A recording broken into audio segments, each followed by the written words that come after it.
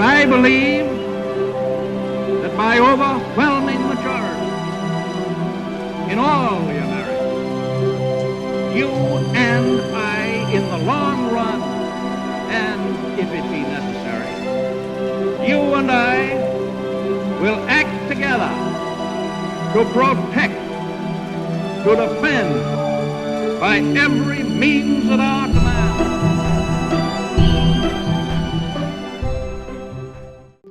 Welcome to the History in Motion podcast, where we discuss leaders, their decisions, and how they shape the world we live in today.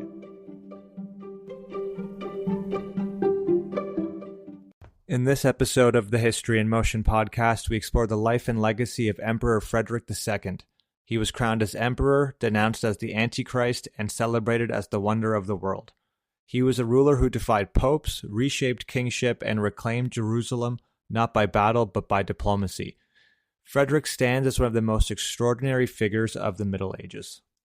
Welcome back, everyone, to another episode of the History in Motion podcast, where today we're continuing along the line of the Holy Roman Empire and looking at Frederick II, Holy Roman Emperor. And so we were joking before, we were like, hey, we just did one on Charlemagne and kind of the creation of this Holy Roman Empire, and we should do somebody else who's kind of in this. And we just skipped forward about 400 years, and now we're at Frederick II because it's the Middle Ages, and it just seems like time seems to fly during this time period. But Frederick was somebody we had kind of on our list, and we said, hey, this would be a nice way to kind of continue the story of Charlemagne and the Holy Roman Empire, and as things kind of progressed. And his story is long, fascinating, and kind of crazy in terms of how many different factions are being played here. So we're going to be talking about a Sicilian German kind of mix, and somehow with the Pope kind of sandwiched in between, but he also goes on crusade. There's a lot going on in his life, and it's very interesting. But this is a time period with so much change and so many little factions trying to figure out what the heck is happening. And, we really start to see this transition out of, maybe old school medieval world into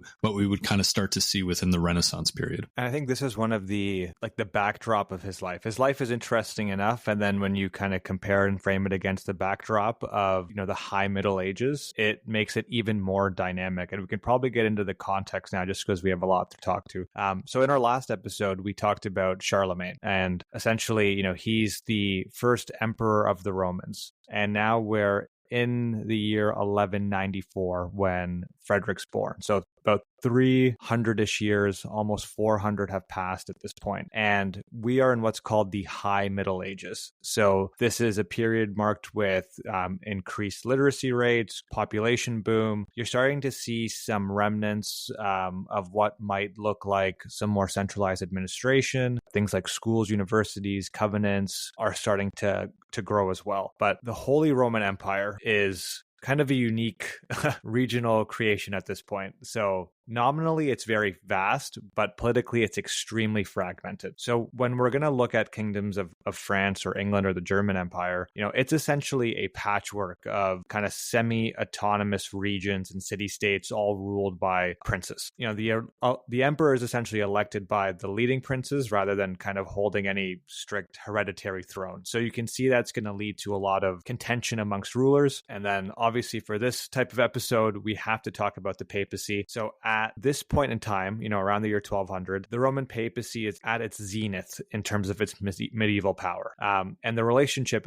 that we'll get into between Frederick and the papacy is quite interesting, and it evolves, very drastically over time, from guardianship to like anti-propaganda by the end of his life. And then you have the Kingdom of Sicily. So this is like in direct contrast to the feudal anarchy in Germany. The Norman kingdom in southern Italy and Sicily is already somewhat centralized, and it's more administratively advanced. And we'll see the role that Frederick plays here as well, because it's a very, very dynamic, unique role that I think kind of breaks the mold of other typical leaders at this point in time. And then you also have the Italian city-states to the north, formerly part of the empire, but again, they're dominated by this, wealthy, self-governing city-states like Milan, Venice, Bologna. And amongst all of this, you have the crusading world, where the Crusades are in full-fledged at this point in time. And the crusade that we'll talk about about today is the Sixth Crusade, which is a very unique one. It accomplishes what the last 2 or 3 failed to do and does so without a drop of blood. So yeah, hopefully everybody got that. We're all up to speed on how straightforward and easy this time period is. But I think it's so fascinating. Like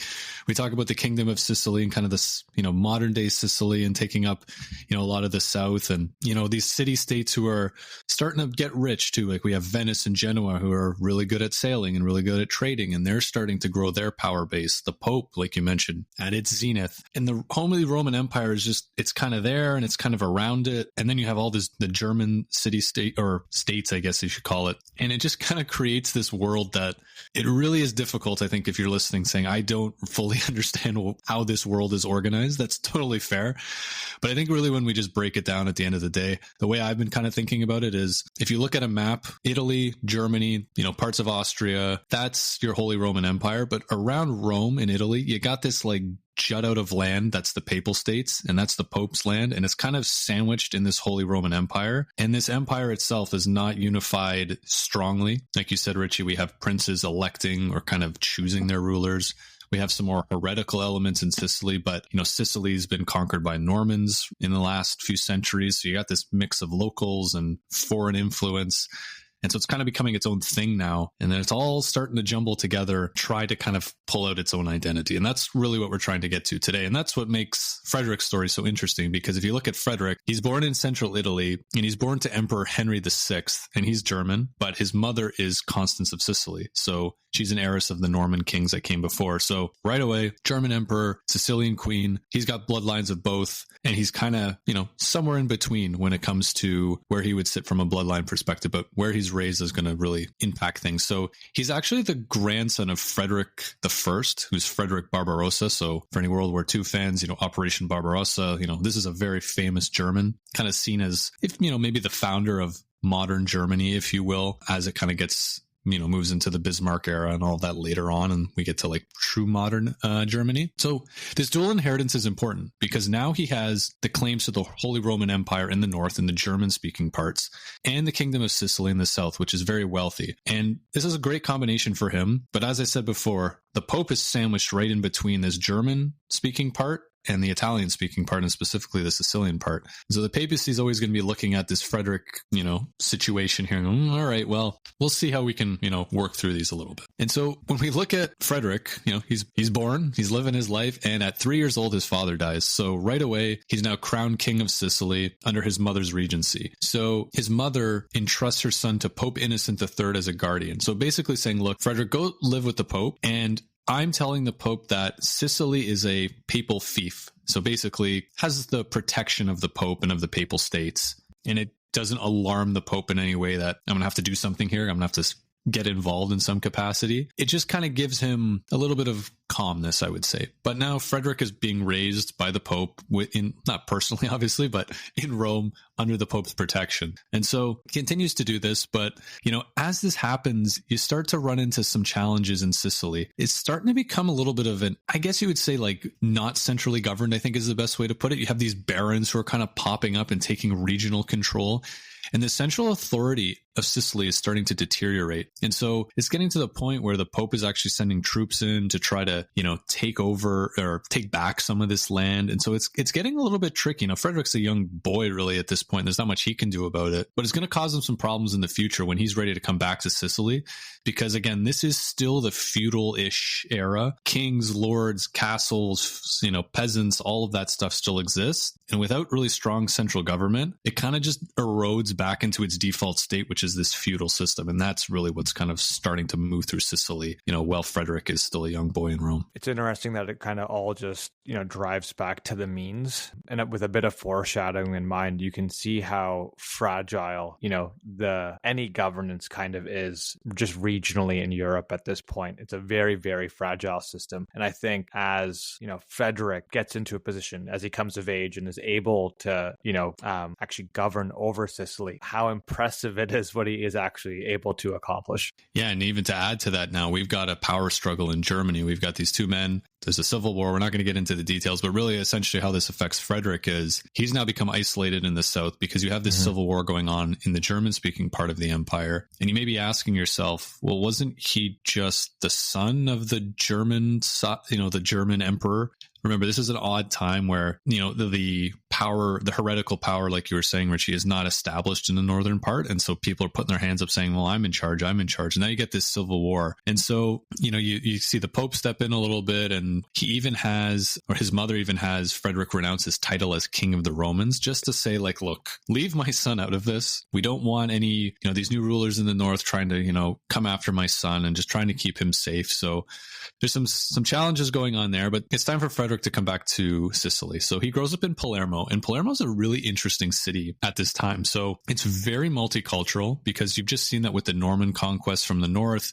You're seeing a lot of Arabic and Muslim traders starting to settle in Palermo. And so it's really a very multicultural city with a lot of different types of people, languages. So it's reported that Frederick could speak up to 6 languages. So Latin, the Sicilian version of Italian, German, French, Greek, and Arabic. And so this is, a very unusual place. It kind of sounds like a more of a Western Byzantium, if you will, or Constantinople. And so it's important because we're going to see later on that, this is a time where the Pope and the church have a very hard stamp on what Christianity needs to be and the kind of the way of living. We really don't see that from Frederick. And I think this is part of the reason why he grows up in this world of all these different types of people. And for him, that's normal. That's life. That's the world he's growing up into. And we'll start to see as time goes on that a lot of these things will come into his life. And, he even gets a nickname later in his life where someone calls him a wonder of the world. And it was just, people were just so shocked by his linguistic skills and his understanding of different cultures. And, for this time period, part of it is growing up in it, but also being tolerant of it and not,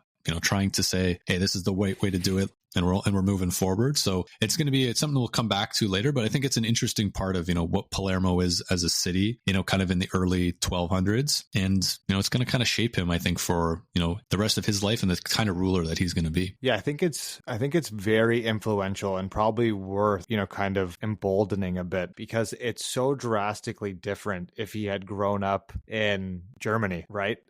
In terms of the impact it would have had on his worldview, his openness to ideas. It very much sounds like you're describing a cosmopolitan and a melting pot of ideas and cultures. There is probably a very good chance he wouldn't have had that if he had grown up somewhere else. And I think his upbringing really does play a crucial role in how his life pans out, as we'll see in terms of like how he decides to, have this dual governorship, and administration over Sicily and Germany. And you got to remember too, look at this time period. We've seen, you just mentioned earlier, we're going to be on our Sixth Crusade. Christians going to the Holy Land to fight Muslims. And, that battle is continuing. The Ottoman Empire is starting to move west. Constantinople is going to fall in a few hundred years. You're seeing all of these things start to happen where, the uniformity of religion is so important. You don't really see that here with Frederick, right? He's entering the city where, everybody's here. Everyone's figuring life out and, life goes on. And that's how he's going to grow up. But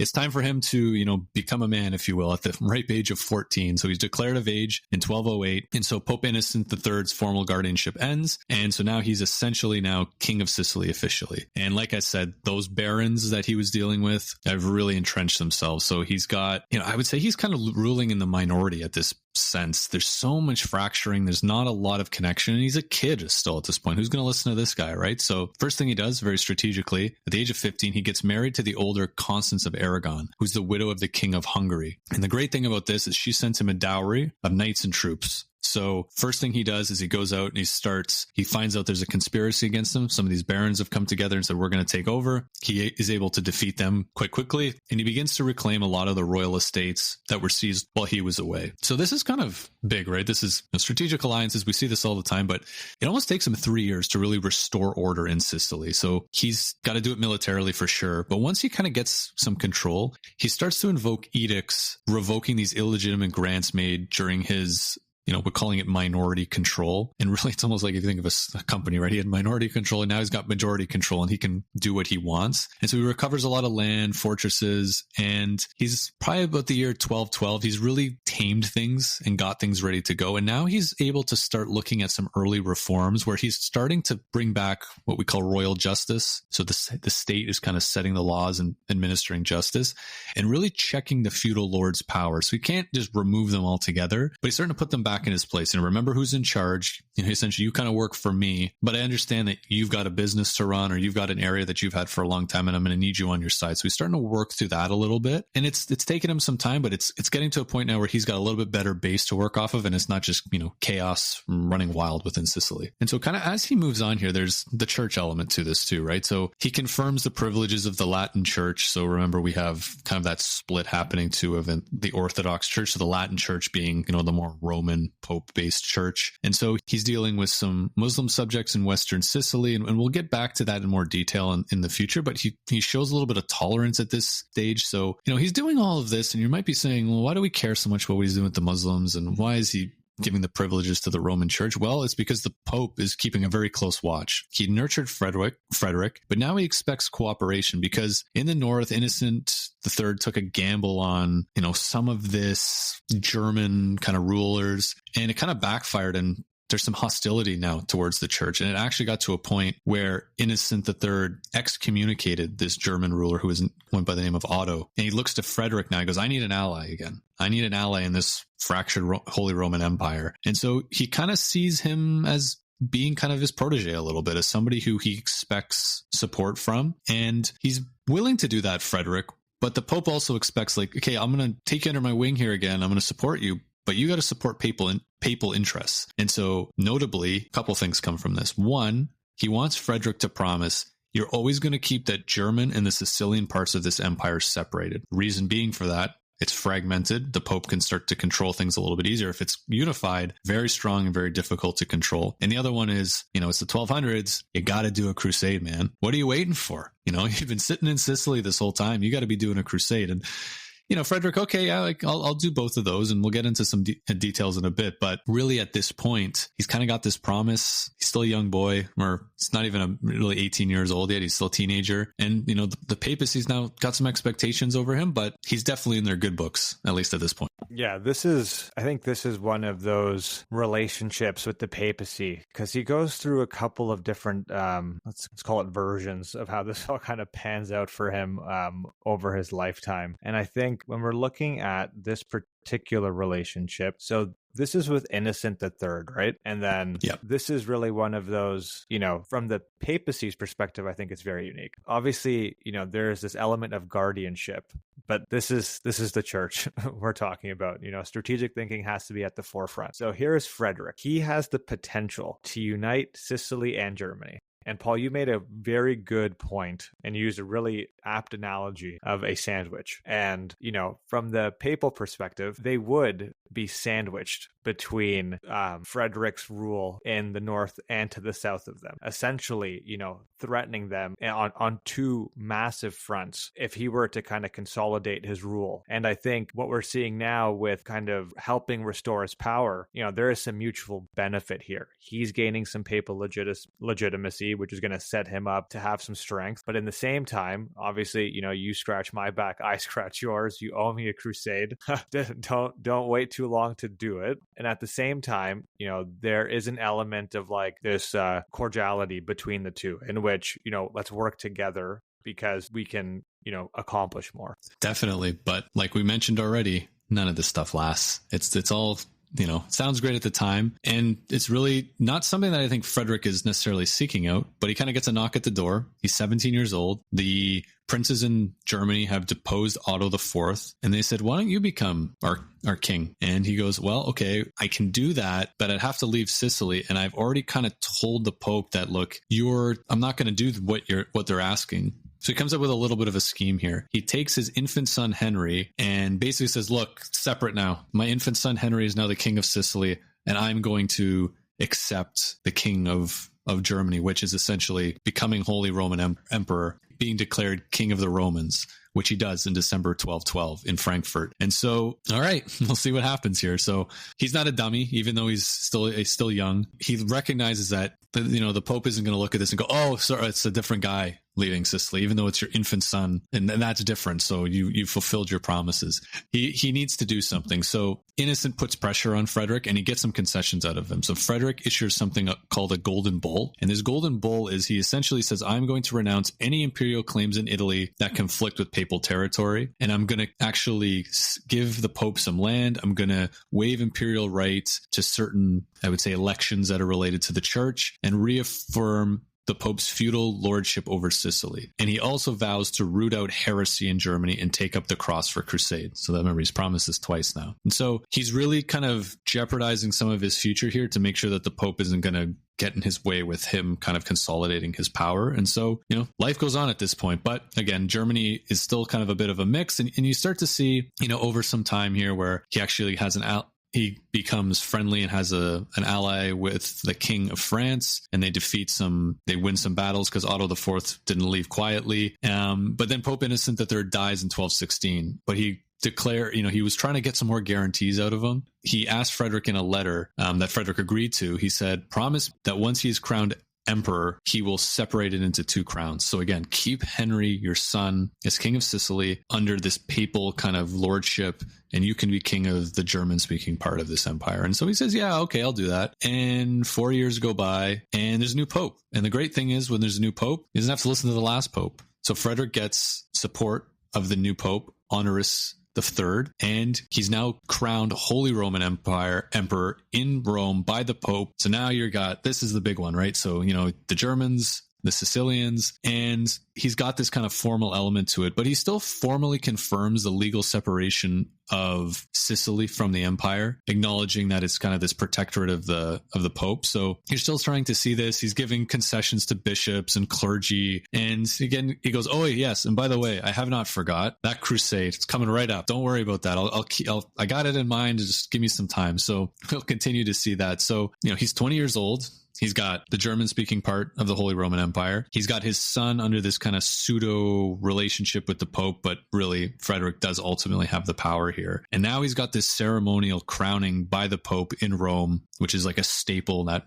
Charlemagne did as Holy Roman Emperor. So this is talking about he's got all the power. He's got this, the formalities out of the way, and he's kind of got this, he's given the church what they want, and on paper, it looks like Sicily is this secondary kingdom, but really it's still under his control if he really wanted to do anything with it. But he has to kind of be smart about, how he does this. So, welcome to the world of Frederick and the Holy Roman Empire, because, he's ready to start, he's consolidated, and now he's ready to start, doing what he wants to do within the empire. It's a very interesting, political sleight of hand and maneuvering on his part, right? So, by 1220, he's essentially ensured that Sicily and Germany would, reunite under Henry. And obviously this fact is not going to be lost on the Pope. And, Frederick, obviously with all the concessions, he's kind of uphold all these various royal prerogatives to the German princes and across that kind of decade from 1220 to 1230. So he's granting the nobility and clergy greater autonomy in the empire. And again, it's kind of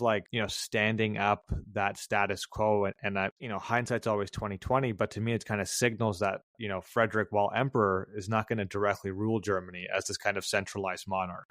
He will rule, but, it's not going to be a centralized, and it's not going to originate from him in terms of that overall governorship. There is going to be a lot of autonomy throughout the empire that he's granted. And this kind of opens up where I think, as we'll see, where his focus always was intended to be, which is on the Italian realm and, kind of this broader imperial claim, kind of leaving the German princes to, run their territories as they pleased. Which is kind of funny after all of this of we're going to keep Sicily separate and he's going to be more formally in charge of the German speaking part, to kind of leave that to the princes and then go back home and rule Sicily because that's what he wants to do. I find it a little bit interesting, but that's really what he does now. He goes back to Sicily and he realizes a couple of things. He'd spent that time and he really got the island of Sicily under his control, defeated a lot of these barons. But remember, the kingdom of Sicily is not just the island of Sicily that it is like we see Sicily today. It goes into a lot of the southern regions of Italy and onto the mainland.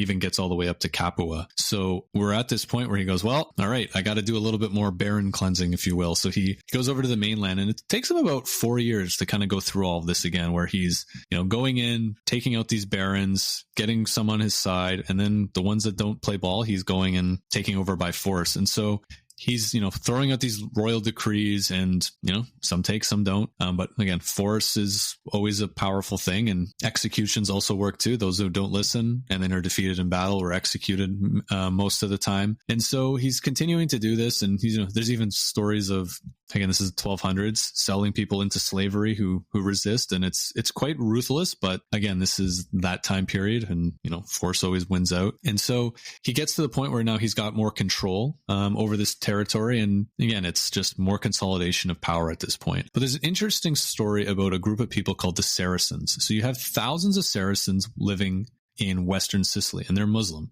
And so we mentioned them a little bit earlier before, and they're really centered around the mountains near Palermo. And they had often risen up during with that time period we called Frederick's minority. So when he had, very low amount of control. And so a lot of these Saracen strongholds were crushed and kind of scattered this Muslim population, and they all settled in the mainland in this one city. And so what do? Do you destroy them again? Do you execute them all? What do you do? Well, he takes the pragmatic approach and he goes, all right, fine. You guys are very welcome to live in this city, make it a Muslim city, but you're going to have very strict imperial oversight. You're allowed to practice Islam. You can have your mosques. You're going to have to pay some special taxes, but you need to provide military service to Frederick. So there was even a personal Saracen bodyguard of up to 600 Muslim archers, and even had a Saracen cavalry regiment. And so they were really seen as being incredibly loyal to him. And the most key thing, immune to papal influence. The Pope can't go and ask some Muslims, hey, do you want to be, on my side? And so this is a really clever move, I think, by Frederick, because he sees a couple things. There's nothing to gain in his eyes from, trying to destroy this. And we talked a little bit offline about his religious convictions. He's clearly not someone who's like, this is the one true religion and everything else needs to be destroyed. Hence his delaying of taking this crusade. And now he's got loyal soldiers, and he's got a city that's growing and flourishing and paying him taxes and doing all the things you need to have in an empire. But I think this is one of the areas where we really see him, especially for this time period, to do something that just makes sense for what his ultimate goal is. And that's to rule a powerful empire and keep it consolidated and keep the Pope, out of his business. When I was doing research on the broader context of Sicily, this is one of the parts of the research that really stuck out to me. Just to remind everyone where we are in history right now, we're in the High Middle Ages, and there is something very unique about Sicily under Frederick. It's kind of this laboratory of experimentation, and in many ways, it is radically different than the other European powers. When we think just in terms of a European framework, so again, I think his Sicily was a singularity in some ways. Many kings in France and England were still bound to kind of this feudal compromise, whereas Frederick was building something that resembled a centralized, bureaucratic monarchy. And it's an experiment that looked more like an early modern state in some senses than a medieval kingdom. And it is, quite amazing in terms of just the timing in which it happens. So he implements these kind of pioneering reforms with law, administration, and culture, and he starts to earn a reputation as a very forward thinker, and you'll see why.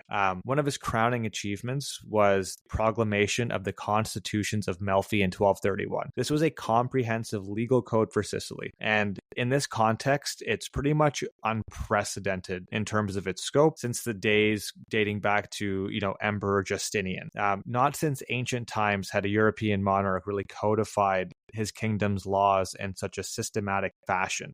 He drafted it with the help of other learned jurists like his chancellors, and he infused it with principles that were drawn from Roman law and used this kind of broader rational governance to strengthen royal authority at the expense of feudal customs to create this more uniform, just administration across this very diverse, Sicilian realm. So we're talking about things like centralized justice. He asserted that all justice emanated from the crown, which kind of diminished the feudal privileges that brought the rule of law under royal oversight, public order and peace. He restricted the nobles' abilities to wage many wars against each other, because it seems to be a pastime of nobles at this point in history. He strengthened public order, again, kind of upped the royal coffers as well, since those tolls became a monopoly. He also organized a royal army, and intelligently enough, he did it with the bourgeoisie that he would kind of include to have representation from the higher class. He introduced forms of taxation, and you're starting to see some elements of a more standardized economy, with things like taxing certain commodities like silk, metal coinage, grain exports, and layer this with a very boundless legal procedure and rational law. This is something that is so unique in history at this point in time, and it's and funny enough, when you contrast it to his very hands-off approach in Germany, it is there is a very large discrepancy of where his focus was, and I think that's actually a very interesting conversation as well. Why the difference between how he ruled in Sicily versus his very laissez-faire approach in Germany. Yeah, I think I have to just double down again on all of those things. Like it's so interesting because, and I think you did a good job, Richie, of telling us like, why is this such a big deal? But I think I have to say, I keep going at this, like this feudalism was so entrenched in the world of, that he's coming into, in this, lord in a castle, here's my land, I decide what happens. Maybe a ruler over top of me comes in and tells me what to do, but ultimately he kind of sometimes needs me more than I need him, where this is now going back to proper central control. This is a very Roman way of doing business.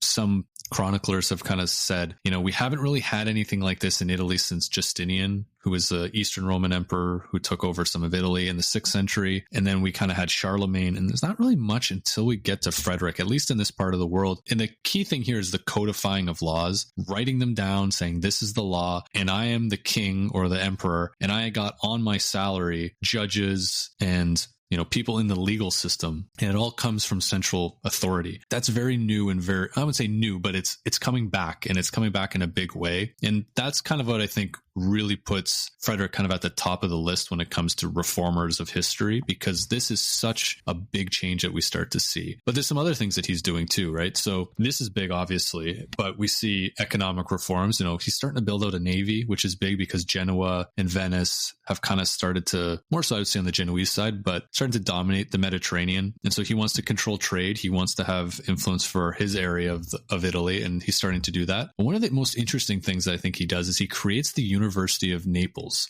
in 1224. And there've been universities before, and this isn't anything new, but there's a key piece to this. It's funded by the state and not by the church. And so again, another big change where you don't necessarily have to have church educated clerics.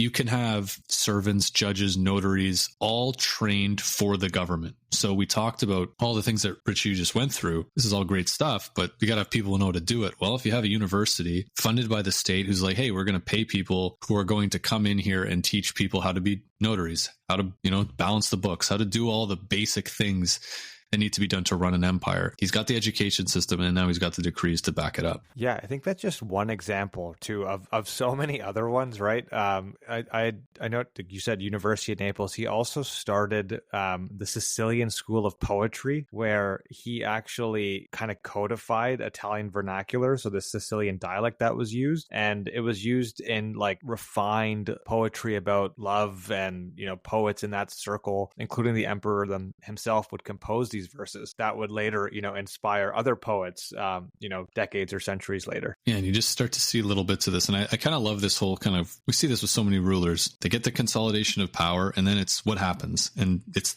this kind of stuff that I think is so interesting. And you're really starting to see that Renaissance man that we talked about off the top. And even to add to that, one of the most interesting things I think he did, even though I already said that, but I forgot about this, was his obsession with falconry. It's not just, he did it every now and then. He actually wrote a book called The Art of Hunting with Birds. And so this isn't just some book that he wrote. There's a historian named Charles Haskin who he calls it a scientific book approaching the subject from how Aristotle would look at it, like that's a pretty big comparison, but he's putting it based on close observation and experiment throughout. So he's kind of like almost in the Da Vinci way of looking at things, a lot of experimentation, really kind of being more scientific, which again, science is not even really a thing in the traditional sense until 300-400 years from now, but it's also a very practical book. You're getting the mechanical elements of it, you're learning about it. But this historian also writes, it's a book written by a falconer for falconers. So he's taking all these experimentation, all this experience, and putting it in words that other people can use. You want to learn how to be good at falconry? Here's a book that you should do it. And you got to remember that he's running an empire, but this is his true passion. That he's his ability to get it into this form, I think is pretty cool. And we start to see some other experiments. And now these kind of cast a dark shadow over him. But I will say there is a lot of debate if A, this stuff even happened, B, if the translations mean exactly what we think. And then there's also some, we'll see the when he gets into his fight with the popes, they start to twist some things a little bit. But we do see some interesting experiments. So he has this experiment where he was curious to see if you could see a soul. And so basically he puts this person in a cast essentially and was a prisoner. And when they died, he had a hole in this cast and he wanted to see if the soul would float out. Sounds incredibly cruel. We don't know for sure if it happened, but really all that you need to take away from here is there is a scientific level of curiosity here. And I think this one was pulled out because of its, oh my God, that's so cruel piece. But we also start to see something as well where he takes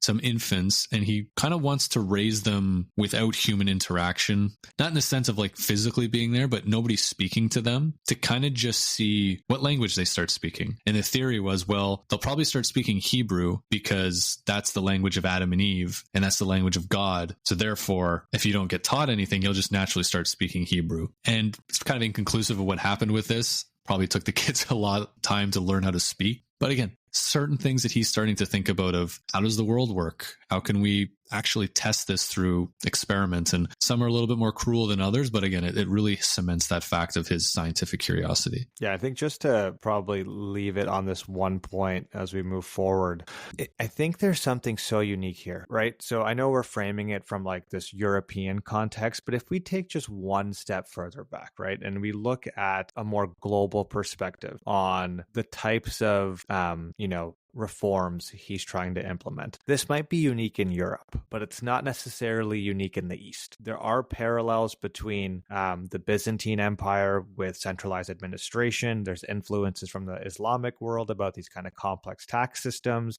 There has been an intermingling of ideas in Palermo and Sicily, and he's been a part of these conversations. He's overheard them. He was raised there. And I think it's a very interesting undertone to how he ends up ruling. And I think in many ways, his Sicily is kind of a radical exception of Europe, but it's a reflection of some other global currents that are already happening in the East. And I think that's important to kind of double down on because of where he was raised and how much those sharing and mashing of ideas, he uses knowledge as this kind of statecraft that he's able to kind of experiment and govern Sicily with. That's such a great point because you're right. Like I kept saying, hey, this is so new for this part of the world. And we're just talking about Western Europe, but you're right. The Islamic world has been doing it for a long time. The Byzantines have kind of still got their old school Roman ways of doing things, which is very based on a lot of this stuff. But you're right. He's got to learn it from somewhere. He didn't just figure it out himself. And he's got people from all over the world speaking Greek and Arabic in that space. Well, they've got to be coming from somewhere, or they've got to have stories or lessons learned from those places. So I think that's such a good point. But now it's time to move on because we've got a new Pope, Pope Gregory. And, it's time for Frederick to finally do this crusade. You may have forgot about it, and Frederick may have forgot about it too. He goes, right, I'm supposed to do that crusade. He goes, don't worry, Pope Gregory, we're going to do it. I'm all ready to go. It's 1227. Yeah, we started to go and we turned back. Well, what happened? Well, we got sick. There was some plague aboard and we had to come back. Now everybody's giving them, all right, Frederick, nice try. You've been stalling for years. Now you actually pretend to go and now you have this illness. And so, nice try. You might think this is a slap on the wrist, but Pope Gregory IX goes for the throat here and he says, all right, fine. I'm excommunicating you. You failed to embark on a holy crusade. God this, God that, how these things go. You're now excommunicated. So what does Frederick do the next year? Okay, well, I'm excommunicated. I'm banned from actually going on crusade. I'm going to go on crusade. And that's exactly what he does. So he takes a group over to the Holy Land. But again, this is technically an illegal crusade because the Pope has not sanctioned it. And you start to get different people not wanting to join him. So he doesn't have a huge army. So he goes over really with just Sicilian and German knights. And he's got a few things going for him. People know who he is. And he's a really good negotiator. So when he gets to the Holy Land, he lands in the Kingdom of Jerusalem, which isn't actually the city of Jerusalem because things have changed so much. And he finds the Sultan of Egypt. And he finds out that this Sultan's actually embroiled in all these conflicts within his own family. And Frederick goes, great, let's exploit this.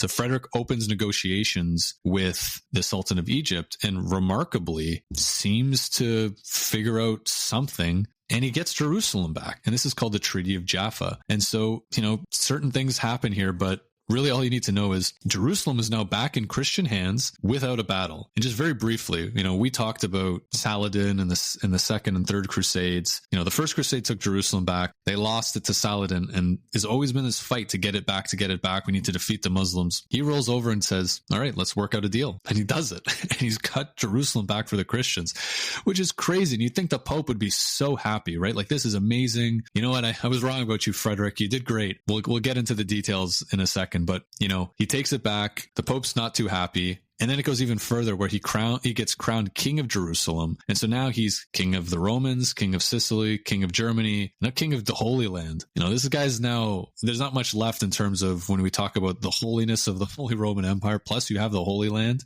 This is a big deal. But again, no priest would officiate the ceremony due to his excommunication. So there's rumors that he took the crown and placed it on his head and, a whole bunch of things like that. But, hey, he's done it. He's taken over and didn't do it without, having to swing his sword once. The implications of this are just so massive, right? To do this as someone who's been excommunicated by the church, it really does present him in such a unique way.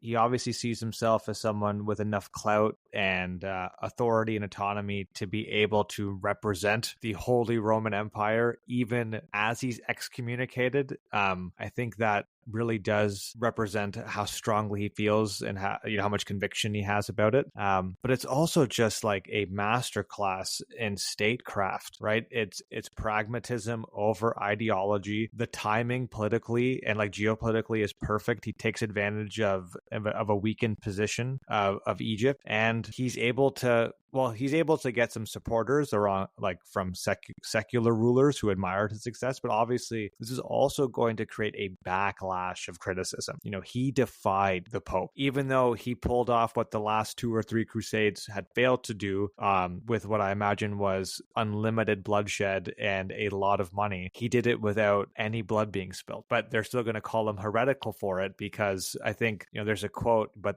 essentially the sentiment is, did you even win Jerusalem if you didn't kill anybody?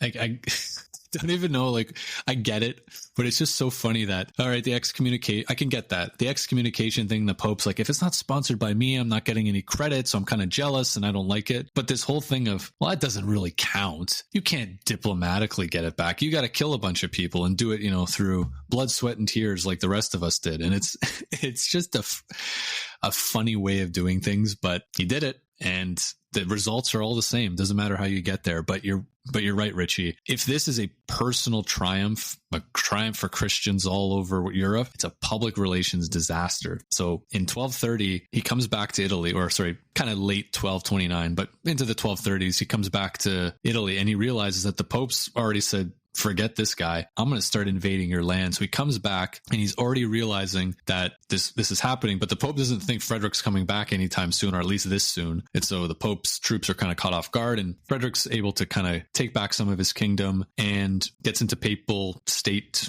territory, and is able to kind of say to Pope Gregory, okay, hold on. Let's get a little bit of a treaty going here. So Gregory absolves Frederick's excommunication. They figure out some land things, but really this is just a temporary peace. And at least it gets him kind of back in the good books. And we get this kind of weird thing in Italy at this point where you see these two groups. One is pro-Pope and pro-Papacy, and the other ones aren't. And this isn't just like, oh, let's draw a map. North of this line, you're with the Pope. South of it, you're this. If you look at a lot of these battles, and we're not going to go into them because it gets a bit silly, you'll start to see these little battles that start happening. It's like, well, on this side with the Pope, you had Milan and Genoa and Bologna and all these little states all over Italy. But then on Frederick's side, you had this, and this, and then it switches, and then it changes, and then it goes back. And it's we've talked about this before. It's the Italian city-states. Nobody knows who's on anybody's side. It seems like it changes every 5 minutes. And we already start to see this happening. So we see some battles, and we're not going to get into too many details, but one mistake that Frederick does make is he really pushes Milan hard, and he actually enters the city of Cremona in this Roman-style triumph, dragging some of his enemies through the streets. And it kind of got people to say, like, you've kind of taken control over the north of Italy by force. They're submitting into negotiations, but it kind of seemed, a little bit much, and people kind of really weren't, a huge fan of this. So, it's a little bit of Frederick kind of saying, like, I've had enough of this junk, and I'm just going to take over. I'm going to do things my way. But it definitely hurts kind of his image, I guess, in the north of Italy. And it was a little bit harder for him to use that diplomacy because he was going so hard after Milan. And so we just start to see this going back and forth. But we even see some odd things happening where we actually have the rebellion of Henry VII. So this is one of his sons, his eldest son, who left to rule Germany, there's all these politics going on, and actually tries to take over control from Germany. And so Frederick actually sees this as high treason, races north, crushes the revolt, and his 22-year-old son is captured. He's formally deposed and then imprisoned, and then dies in captivity. Was he murdered? Was he not? But again, this is how Frederick, when he needs to be ruthless, he is. And even if it's blood, he's going to be ruthless again. So, we start to see, like, again, he's ultimately in control here. He can move into northern Italy. He can move into Germany. He can crush these things. But again, it's a little bit of a fractured kind of area for him. And it really all comes from the Pope's influence at this time. And we'll get into some more details now. But, this meddling of the Pope and trying to throw people off, people sense some weakness here, but he continuously wins on the battlefield and still has control over, most of his empire.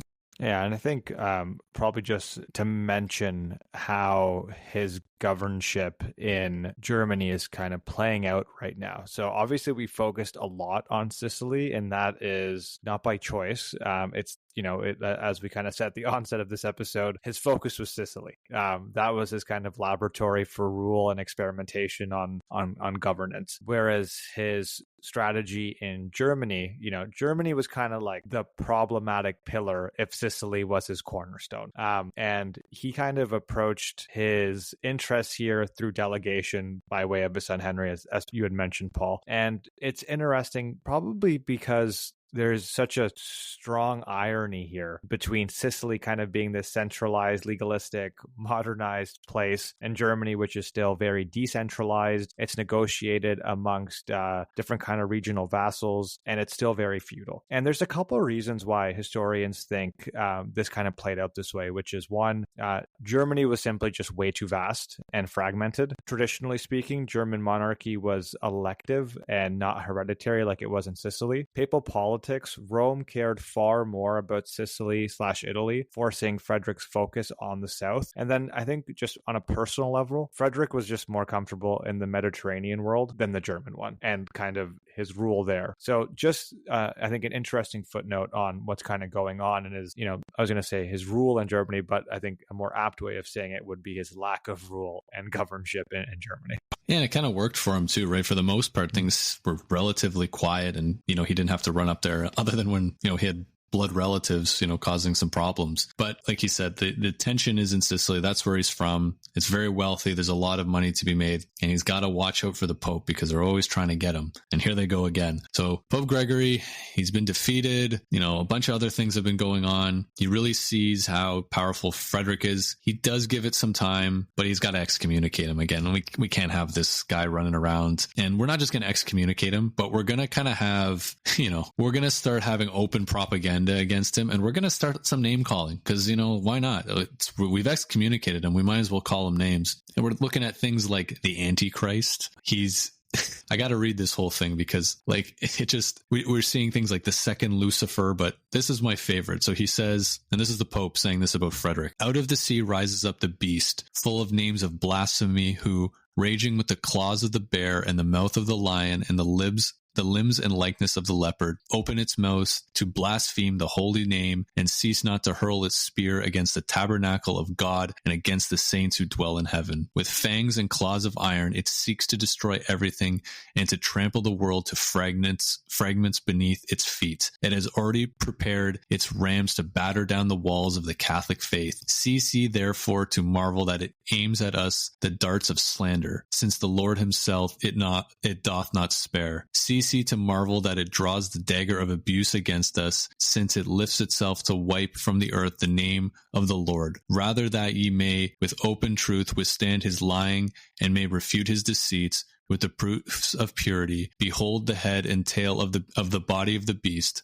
of this Frederick, this so-called emperor. That is a very, very descriptive and powerful sentiment that he's sharing there. You can just see how, these tensions now have built up, they've boiled over, and it is, not to sound dramatic, but it's coming to the point where it's going to be a fight to the death. I really wish we had Twitter back then, because I think Pope Gregory's tweets would have been fantastic, and we would just seen, every day just, hey, at Frederick, and you'd see all these things, but clearly doesn't like the guy. He's really going at him, and open war begins again. So conflicts really escalate, and we're starting to see the Pope actually bringing together different leaders within the Catholic world and trying to kind of formally depose and build alliances with him. But we see Frederick continuing to win, and it's starting to get to a point now where we're just getting to this point where it's kind of going back and forth a lot. There's battles, there's peaceful times, it comes back, but Innocent is really determined to break Frederick now that Pope Gregory, has passed, and now we've got Pope Innocent, and again, we're back at it again. And so we have something called the Council of Leon, where they're trying to formally declare Frederick, basically an enemy of the state, an enemy of God, and he should be deposed from his imperial throne. So you really just see a lot of this going on, and we're not going to get into too many details, because really this just leads up to the end of his life. And this is kind of how his life ends for Frederick. Battle with the Pope, trying to just keep things going. He's winning battles. He's keeping things consolidated the best he can. But at the age of 56 and around the year 1250, he gets pretty sick, likely dysentery. The kind of the story goes, gastrointestinal disease of some type. And eventually that's what kills him in December 13th, 1250. But nobody believes that he's dead. Not nobody, I should say. Most people don't think that he's dead, but there's all these rumors that he actually just decided to go be a monk to repent for his sins of his life, or he's actually hiding out somewhere and, we'll come back, and, get all these sort of stories. But you'll see, the Pope Innocent, the fourth said, let heaven exult and earth rejoice, as he died. Someone else who was close to the Pope said, the tyrant, the son of Satan, who died horribly, gnashing his teeth, foaming from the mouth. So it's like this devil in, human form is dead. So this is kind of the world that he kind of leaves, is the Pope and the church kind of having this horrible view of him. But people around him are saying, we've lost this wonder of the world. We've lost one of the great men, of this time. And, he's buried in the Palermo Cathedral, and, he's definitely seen, at least in this part of the world, as a great man, a great leader. But obviously, there's a lot of papal influence in the propaganda around him. So it is kind of interesting to me that such a good kind of version of him lasts throughout history for us to read about without kind of getting muddied by those, those words, I would say, from the Pope. But, that's kind of the end of his life. And I kind of wish it was a little bit more maybe peaceful and kind of wrapped up in a nicer way, but it kind of just was that last 10 years of just trying to figure out who's going to win this battle of influence, over these lands between, him and the Pope. Yeah. And his death kind of demarcates the end of the high Middle Ages and kind of a descent into the late Middle Ages. And it's interesting because this kind of leads to also a 23-year period where the Holy Roman Empire doesn't have any universally recognized emperor. So after Frederick's death, there's, the empire essentially collapses, and there's a lot of disputes around lineage and generational inheritance, and most of them end up dying. And ultimately, that leads a power vacuum that ends up being filled by Rudolph of Habsburg as king, and he actually ends up kind of marking the beginning of the Habsburg dynasty. But more or less after Frederick's death, his kind of aggregation and consolidation of power really just starts to fracture immediately, because it was just so reliant on him across Sicily and Germany in terms of how close he was to governing. Yeah, and it's interesting kind of as things fall apart. And, one thing we're sometimes critical with of rulers who, their empires just collapse the moment they die. It's something to be critical of and saying, hey, you really didn't plan for the future. You didn't put anybody in power. Looking at Frederick here, I don't think it's even possible. Like, he could have done everything he possibly could have, but just how much everything was on a knife's edge, it seemed. He would have had to do something quite spectacular. And I don't imagine he thought he was going to die as young as he did. And it just seems like, it's the Middle Ages. You get sick, you get an infection, and there you go.